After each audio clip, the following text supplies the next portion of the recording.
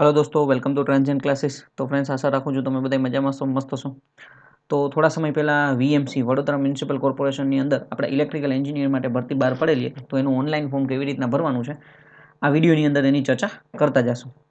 સૌથી પહેલાં તમારે અહીંયા ગૂગલની અંદર વીએમસી લખવાનું છે, બરાબર। વીએમસી લખશો એટલે આવી રીતના વડોદરા મ્યુનિસિપલ કોર્પોરેશનની એડવર્ટાઇઝમેન્ટ ઓપન થઈ જશે, મતલબ વેબસાઇટ ઓપન થઈ જશે। એમાં તમારે અહીંયા પહેલાં જ તમને દેખાશે રિક્રુટમેન્ટ, બરાબર। તો રિક્રુટમેન્ટ ઉપર તમારે ક્લિક કરવાનું છે। જેવું તમે પેજ ઓપન કરશો, બરાબર, એટલે આવી રીતના તમને પેજ ઓપન થઈ જશે। અત્યારે જનરલી મેઇન વસ્તુ શું છે તો કે ભાઈ આપણી પાસે 4 વેકન્સીઝ છે। જે લોકો પણ additional assistant engineer mechanical, additional assistant engineer electrical, additional assistant engineer civil અને એડિશનલ અસિસ્ટન્ટ એન્જિનિયર સિવિલ, બરાબર, 21/3 બધાની લાસ્ટ ડેટ શું છે તો કે 21/3 છે। ઓકે, એટલે આજે જનરલી તમે જુઓ તો બધાને આઈડિયા છે 9 માર્ચ છે, એટલે 21/3 વિધ હજી આમ જોવા જઈએ તો 10-11 દિવસ જેવો સમય છે। હવે આપણે એડિશનલ અસિસ્ટન્ટ એન્જિનિયરમાં આપણે ફોર્મ ભરવાનું છે ઇલેક્ટ્રિકલ માટે, એટલે આપણે અહીંયા ઇલેક્ટ્રિકલ વાળું જે રહ્યું 3જા નંબરનું એમાં એપ્લાય ઓનલાઈન ઉપર વયું જવાનું છે, સિમ્પલ, બરાબર।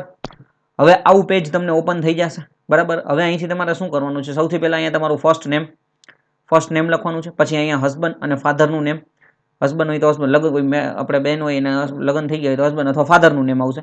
અહીંયા તમારી સરનેમ, પછી અહીંયા મમ્મીનું નેમ, જેન્ડર મેલ ફિમેલ જે કંઈ પણ હોય, મેરિટલ સ્ટેટસ મેરિડ અનમેરિડ જે કંઈ પણ હોય એ પ્રમાણે, બરાબર। કાસ્ટ તો કે unreserved, SC ST SEBC EWS જે કંઈ પણ હોય, બરાબર, અનરિઝર્વ કરશો તો આવી રીતના થશે, બરાબર। મે બી કદાચ જો એસસી એસટી એસીબીસી કરશો તો તમારે કાસ્ટ સર્ટિફિકેટ ઇસ્યુ કરેલું હોય, બરાબર, તો એ તમારે દેવાનું થશે, બરાબર। વડોદરા મ્યુનિસિપલ કોર્પોરેશનના તમે એમ્પ્લોય છો કે નહીં, યસ હોય તો યસ કરવાનું, ન હોય તો નહીં કરવાનું, બરાબર। અને ત્યાર પછી અહીંયા તમારે શું કરવાનું, તમારી date of birth, okay.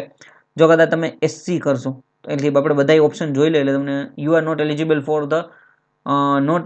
The additional assistant electrical post, એટલે એસસી માટે જગ્યા નથી। એસટી માટે વાત કરીએ તો એસટી માટે જગ્યા છે, તો અહીંયા કાસ્ટ સર્ટિફિકેટમાં અહીંયા તમારે ગુજરાતમાં હોય તો ગુજરાત જ આવી જશે, ડેટ ઓફ બર્થ નાખવાની છે, બરાબર। ત્યાર પછી અહીંયા તમારે તમારું એડ્રેસ, સિટી, વિલેજ, આપણું રાજ્યમાં તો ગુજરાત આવશે, પિનકોડ, પછી અહીંયા તમારા ફોન નંબર, જો અહીંયા ફૂલડી નથી એટલે ફોન નંબરની જરૂર નથી, મોબાઈલ નંબર, ત્યાર પછી અહીંયા તમારે ઈમેલ આઈડી, બરાબર। અને અહીંયા સેમ એઝ અ પરમાનન્ટ કરી દેશો એટલે આ બધું અહીંયા કોપી પેસ્ટ થઈ જશે, અહીંયા કાંઈ લખવાની જરૂર નથી। જો સેમ હોય તો કોરસ્પોન્ડન્સ અને પરમાનન્ટ એડ્રેસ બે સેમ હોય તો તમારું પરમાનન્ટ એડ્રેસ અલગ હોય અને રહેવાનું એડ્રેસ અત્યારનું અલગ હોય તો તમે અહીંયા બે અલગ અલગ કરી શકો, નકર સેમ એઝ કોરસ્પોન્ડન્સ એડ્રેસ તમે કરી ટીક કરી એટલે બધું અહીંયા કોપી પેસ્ટ થઈ જશે, બરાબર। ત્યાર પછી અધર ડિટેલ્સની અંદર પર્સન વિથ ડિસેબિલિટી, યસ હોય તો યસ, નકર નો કરવાનું। આર યુ ફિઝિકલ હેન્ડીકેપ, બરાબર, તો એમાં તમારે નો કરી દેવાનું છે, બરાબર। નો હોય તો યસ કરવાનું। Select identity proof, PAN number છે, આધાર કાર્ડ છે, વોટર આઈડી છે, બરાબર, ડ્રાઇવિંગ લાઇસન્સ, પાસપોર્ટ, આધાર કાર્ડ આપ્યું હોય તો આધાર કાર્ડ છે, અહીંયા તમારે આધાર કાર્ડનો નંબર નાખવાનો થશે। જો તમે પાન કાર્ડ આપો છો તો અહીંયા તમારે પાન કાર્ડનો નંબર આપવાનો થશે, બરાબર। ત્યાર પછી અહીંયા તમારે તમારી એજ્યુકેશનલ ડિટેલ્સ તમારે એડ કરવાની છે। એજ્યુકેશનલ ડિટેલ્સની અંદર શું થઈ જશે તો કે મેઇન વસ્તુ છે તમારે અહીંયા diploma in electrical engineering first class or be with 50% and above, preference in the given to the experience, એટલે અહીંયા તમારે સૌથી પહેલા અહીંયા જો તમને એજ્યુકેશનલ ડિટેલ્સની અંદર 10th આપેલું છે, બરાબર, 10th લખેલું છે એટલે 10th તમારે એડ કરવાનું છે, બરાબર। એટલે ડિગ્રી સ્ટ્રીમ, ત્યાર પછી તમારી બોર્ડ યુનિવર્સિટી, સ્ટેટ આપણું શું આવશે તો કે ભાઈ બધાને ખબર છે ગુજરાત, અહીંયા તમારા ગ્રેડ, ક્લાસ, બરાબર। ત્યાર પછી તમે ક્યારે પાસ કર્યું હોય એ પ્રમાણે, પછી એડ મોર કરવાનું થશે, એડ મોર કરશો એટલે 12th આવશે, બરાબર। 12th ની જરૂર નથી, યસ, હવે અહીંયા ડિપ્લોમા આવશે, બરાબર। તો આવી રીતના ડિપ્લોમાની તમારે ડિટેલ્સ બધી નાખી દેવાની, 10th ની નાખી શકો છો, 12th ની જરૂર નથી, બરાબર, ડિપ્લોમાની નાખી શકો છો। બી કરેલું હોય તો હજી એડ મોર કરશો એટલે અહીંયા તમારે બી નું આવી જશે, બરાબર।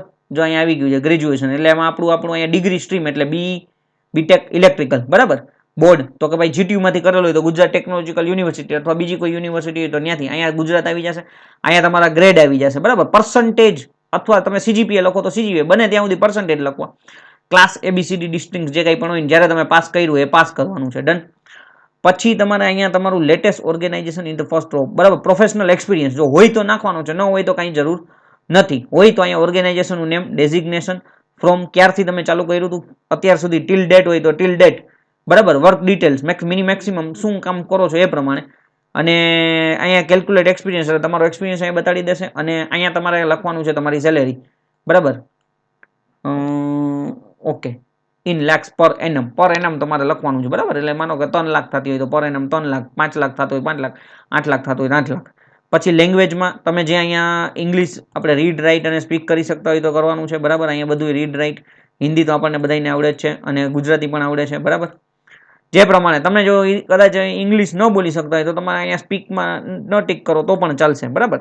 અહીંયા તમારે અપલોડ પાસપોર્ટ સાઇઝ ફોટો કરવાનો છે, પાસપોર્ટ સાઇઝનો ફોટો તમારે અપલોડ કરવાનો છે અને ત્યાર પછી અહીંયા ક્લિક કરવાનું છે અને અહીંયા તમારે સબમિટ કરવાનું થશે, બરાબર. સબમિટ યોર એપ્લિકેશન, આટલી પ્રોસેસ થશે, બરાબર. ત્યાર પછી આગળની આપણે જોઈએ. ઓકે ફ્રેન્ડ્સ, જેવું તમે સબમિટ કરશો એટલે તમને એક આવો મેલ આવશે, બરાબર.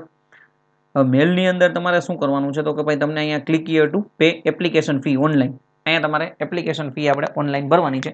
એપ્લિકેશન નંબર ને ડેટ ઓફ બર્થ કરીને સર્ચ ડિટેલ તમારે એડ કરવાનું થશે. આગળ તમને બતાડું.